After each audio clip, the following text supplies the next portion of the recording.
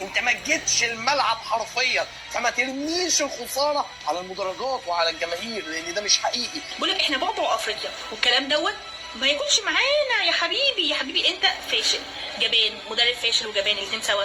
يا كابتن حسام الله يرضى عنك، الله يرضى عنك ويطلع لك شعر يا رب. ما تعلقش هزيمتك وخروجك قدام السنغال على الناس التانية، ما تعلقش شماعة يا ابويا. كان في ناس مش من مصلحتنا ان احنا نوصل. مين يا حبيبي؟ هو مين اللي فاضل اصلا؟ التانيين افارقه، فاضل المغرب. هي المغرب هتبص لك انت؟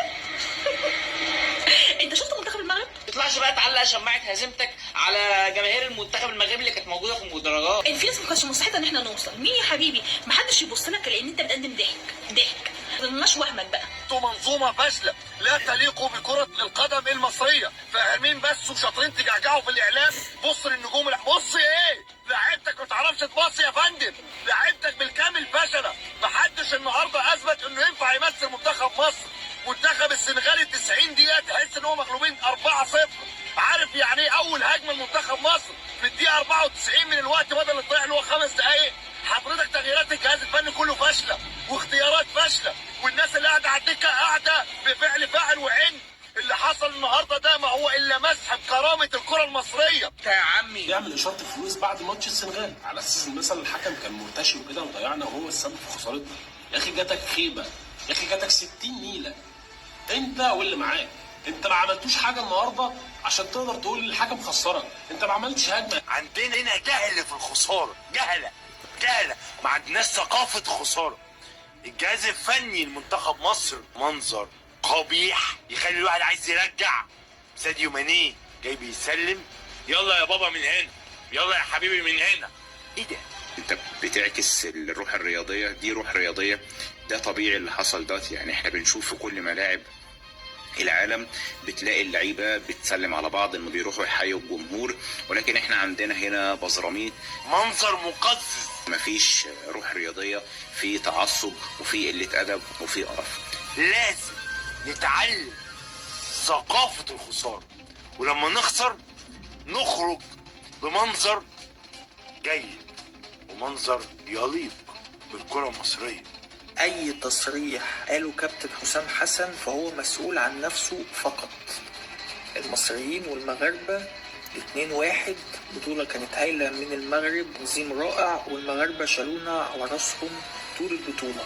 خليك فاكر ان السيمي فاينال ده كان مش اقصى طموحك، ده كان بعد طموحك، وانت ما تستحقش انك تكسب البطولة. ما نضحكش على بعض. اقسم بدين الله انت لو كنت كسبت السنغال ورحت قابلت المغرب، عارف ابراهيم دياز والسلزولي وحكيمي والناس دي كانوا عملوا من فخاد المدافعين ومن الشناوي طاجين لحم بالبرقوق وحبسوا كده بكوبايه شاي وروقونا، فانت كنت هتطلع بفضيحه اقسم بدين الله سيذكرها التاريخ.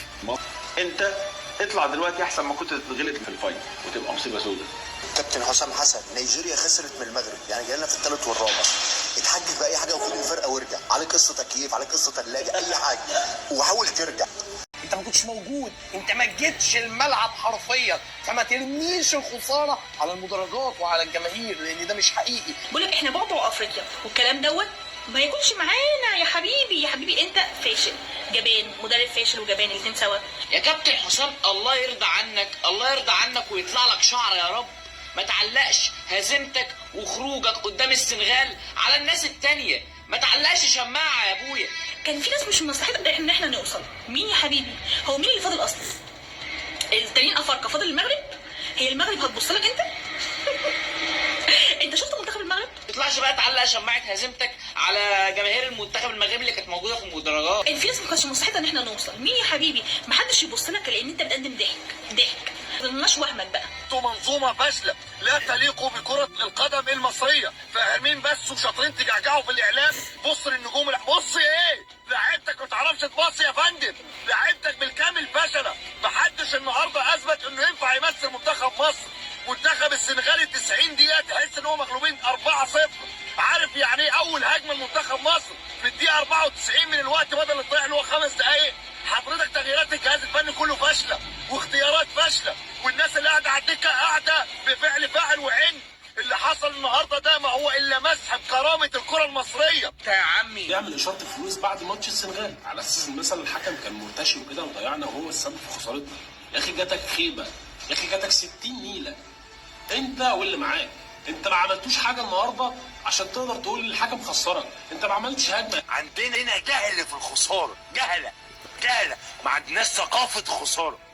الجهاز الفني لمنتخب مصر منظر قبيح يخلي الواحد عايز يرجع.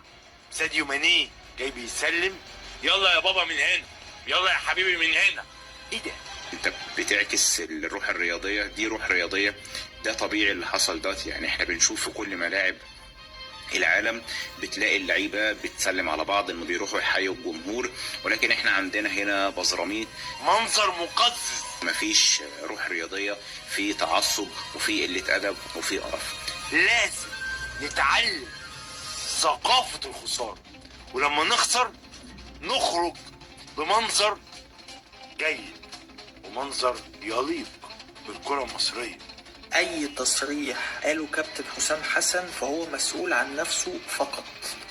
المصريين والمغاربة 2-1، بطولة كانت هايلة من المغرب، تنظيم رائع، والمغاربة شالونا على راسهم طول البطولة.